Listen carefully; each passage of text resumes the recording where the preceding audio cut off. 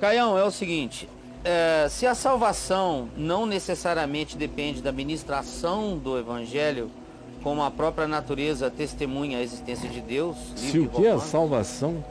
Se a salvação não necessariamente depende da ministração do Evangelho... é a velha pergunta que eu respondo desde 18 anos de idade. Ele fala como a própria natureza testemunha a existência de Deus, Foi na minha tese de ordenação com 20 anos de idade, a pergunta recorrente era essa. Né? Ele faz uma pergunta e eu já respondi isso 1 trilhão de vezes também. Né? Ele vai perguntar assim, qual perspectiva devo Por entender... que se prega o Evangelho? O ide e pregai o Evangelho. Pois é. Estou te dizendo que antes de você começar eu já sabia.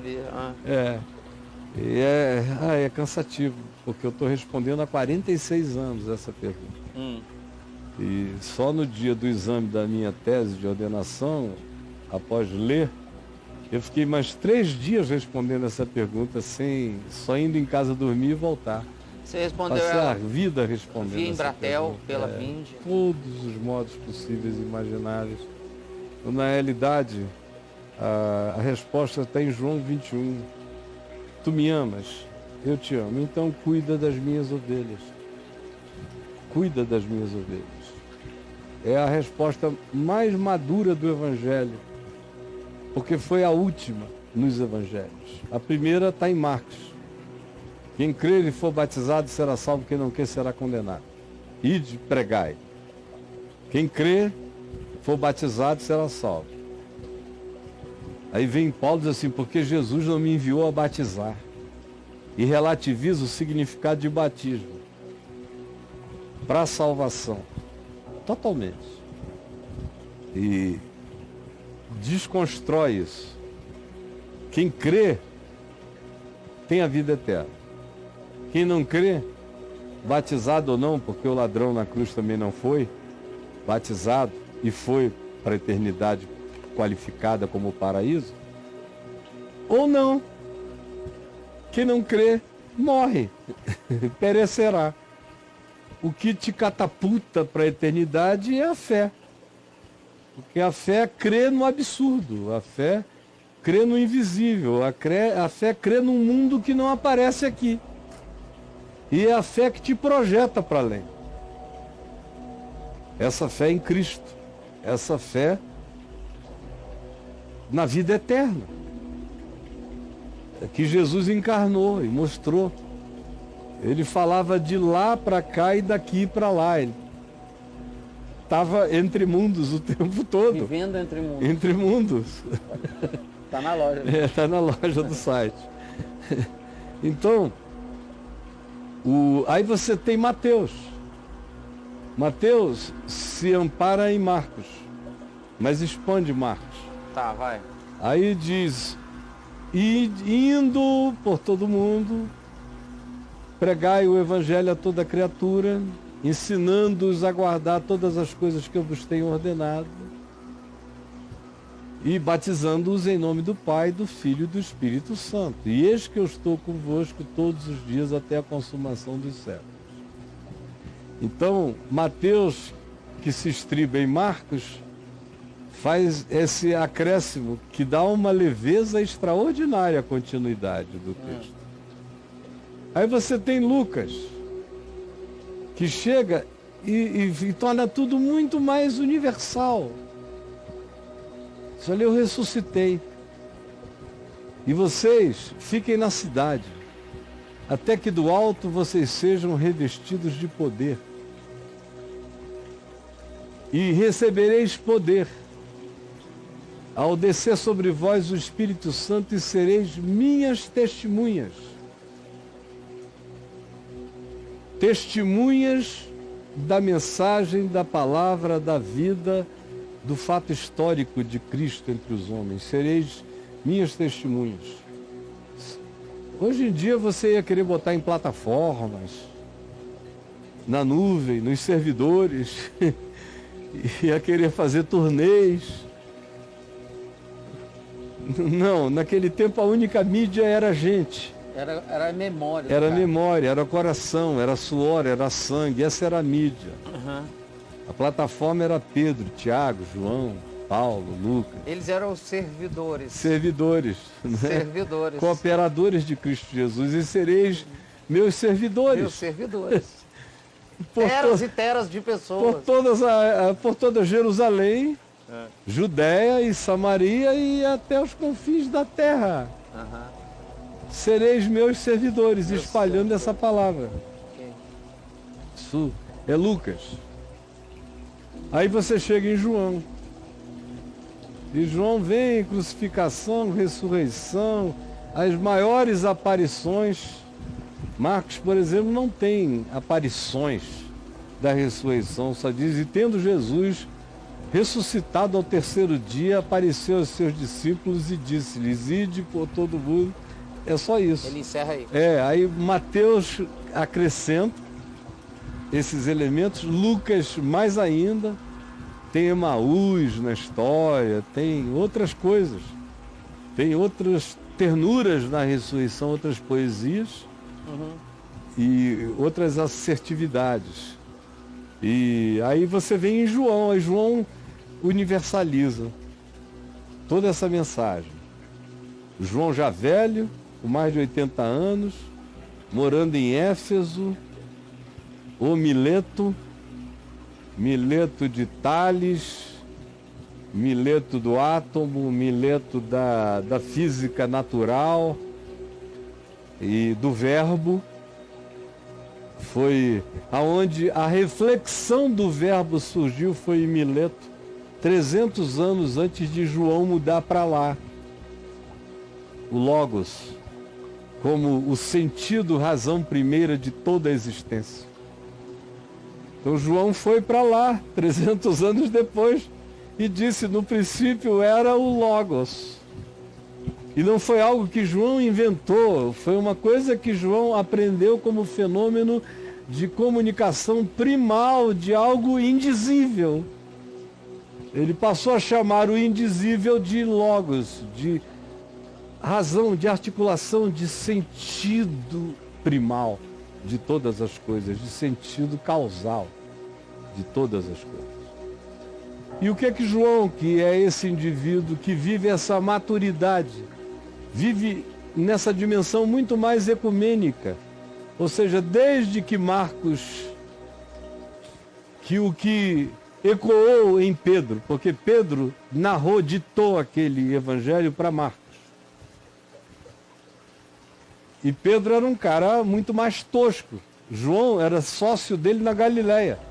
Só que entre as memórias de Pedro, em Marcos, e o Evangelho de João, você tem décadas interpostas. Décadas de maturidade. Ou seja, o Evangelho amadureceu também. A narrativa. O Evangelho de Marcos é um evangelho sintético. O de Mateus acrescenta os oráculos do Senhor, parábolas e mais parábolas, e dá mais carne ao conteúdo da cruz e da ressurreição. Por exemplo, entre tantas outras coisas que Mateus enxerta. É como se Marcos fosse um esqueleto e Mateus chegasse com as primeiras carnes e órgãos e tendões e musculaturas, que crescem imensamente mais em Lucas e se tornam mais rígidas de humanidade em Lucas, de musculatura humana em Lucas. E em João ganham a sublimidade divina e a sofisticação de uma narrativa que teve agora 50 anos de reflexão. Dos 30 anos de João aos 80 anos dele, 50 anos, 55 anos de reflexão. Muda muita coisa. Muda demais. Muda demais. E aí o que acontece nesse evangelho da maturidade? Que é, por exemplo, de João. O que ele diz é nada sobre perder, não se perder, céu e inferno, não aparecem nesse evangelho, no final dele. Aparece nos diálogos de Jesus com religiosos judeus. só falam em morte, em matar, em apedrejar, em inferno. Então Jesus, naquele ambiente, João 5, João 6, João 7, João 8, João 9, João 10, João 11, 12, o papo é esse, é matar. E Jesus disse, olha, quem só fala nisso é filho do inferno, cara. Mas lá, quando ele dá tarefa aos discípulos irem pelo mundo, ele não diz nada, ele só diz, escuta, você me ama? E Pedro diz, tu sabes todas as coisas. Depois de repetir 2 vezes, ele diz isso pela terceira. Tu sabes todas as coisas, tu sabes que eu te amo.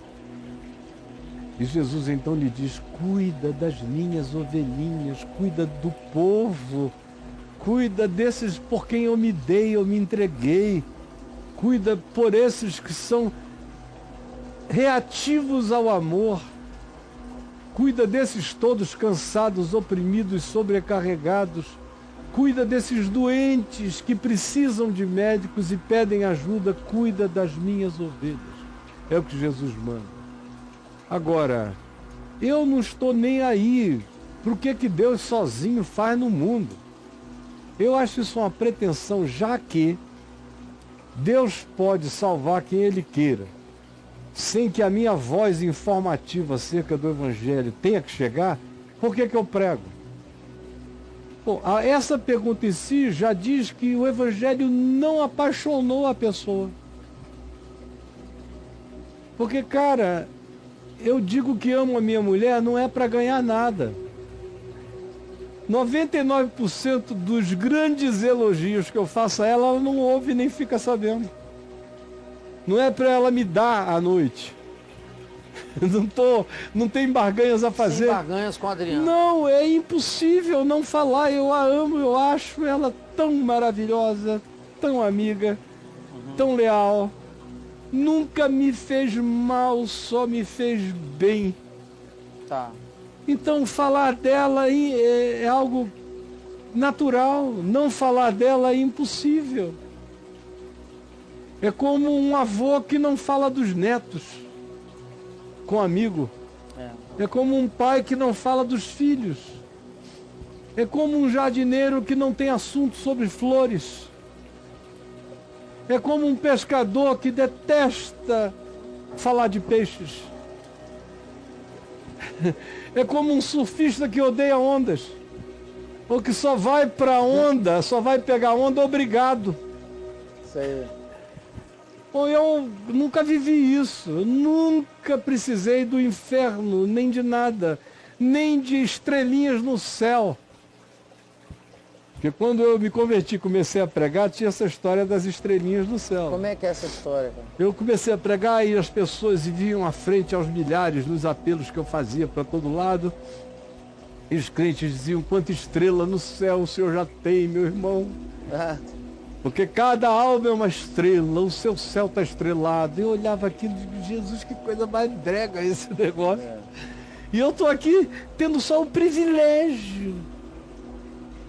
Eu não preciso de nada, de nenhuma motivação, é o privilégio de anunciar o amor de Deus e ver o que as pessoas, tomando consciência desse amor, experimentam. Experimentam. Ó, você aqui na minha frente.